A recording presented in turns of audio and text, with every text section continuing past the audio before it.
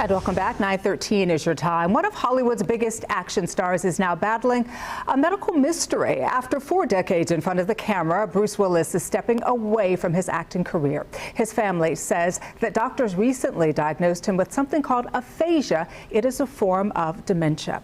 Joining us this morning to help us understand this medical condition is Dr. Fawad Shaheen. It is good to see you, doctor. How are you? I'm doing well, Danielle. How are you doing? I'm doing pretty good. You know, a lot of us have heard of, Alzheimer's. We've heard of dementia, but not so much aphasia. What is it? It's a good question. Aphasia is an inability or disability in communication. And when we look at communications particularly, communication involves a lot of things we take for granted on a daily basis. We not only have to express ourselves using nonverbal and verbal cues and interpret that information, but we also have to express ourselves based on what we interpret that information to be, both verbally and non-verbally. And when we talk about aphasia, aphasia can be, at least from a neurologic standpoint, be seen as both components. One is the ability to understand, and second, the ability to express ourselves. And aphasia can be both types, and oftentimes they're mixed. And there's a spectrum when we talk about aphasia. It can be as subtle as not finding one's words, to the ability to not say anything at all. Mm-hmm. And on the other hand, you can have the inability to not know what's right and left, have trouble with numbers, to the ability to not understand anything at all.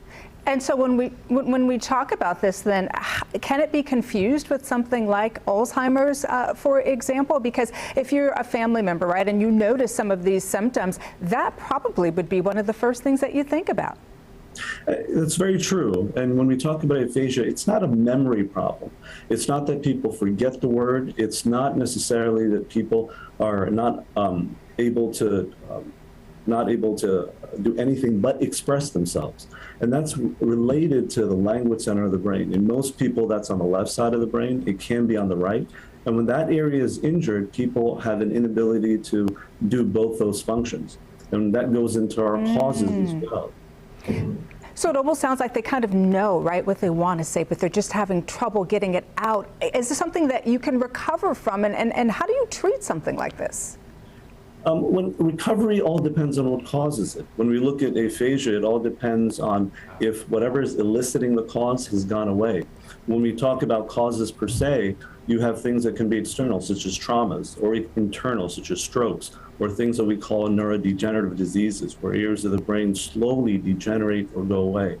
If the eliciting cause, or whatever causes it, goes away, such as a stroke or trauma, if there's no more strokes or trauma, people can potentially recover. But in those places, in those situations where there's continued injury to the brain, then you can have progressive aphasia, where people have more and more difficulty and because of that, not really be able to recover from their speech.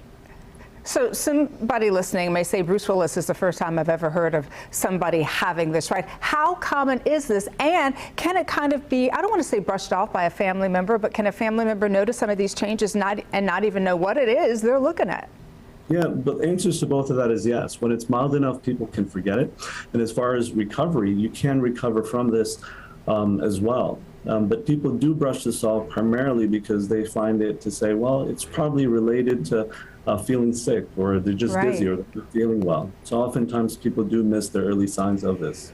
And so what would you like people to know about this in terms of if they think there may be a family member who may be suffering, or if they themselves may be having some of these symptoms? Doctor, what would you like them to know? The first thing is, if you do find any concern, go straight to your doctor. And if people don't have trouble speaking, finding their words, go straight to the emergency room, because it could be a sign they're having a stroke. If it's more slow and insidious, still seek medical attention. When we talk about recovery, there's 2 things I always tell my patients. The first thing is hope, and the second is expectations. When we talk about hope, people do get incredibly frustrated when they can't speak, when they can't talk. This is the basis of our communication, which has a huge impact on our daily lives. And that lack of hope can sometimes lead to depression, and that restricts them from rehabilitating themselves. The second thing is, when we talk about expectations, people have very high expectations of themselves. They believe or hope that they can fight through this, which is very good, but when they can't, they feel depressed, so to say.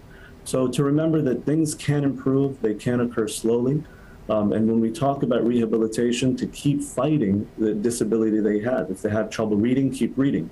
If they have trouble understanding, again, if they have trouble speaking or understanding, keep talking. Singing, and if those who are musically inclined and those who are not musically inclined, to be able to use music both verbally and non-verbally has been shown to actually help in the rehabilitation process. Hope, that is a great way to end it. Thank you so much for putting all of that into perspective for us and giving us some more insight into this. Dr. Shaheen, thank you so much. My pleasure. Happy to be on.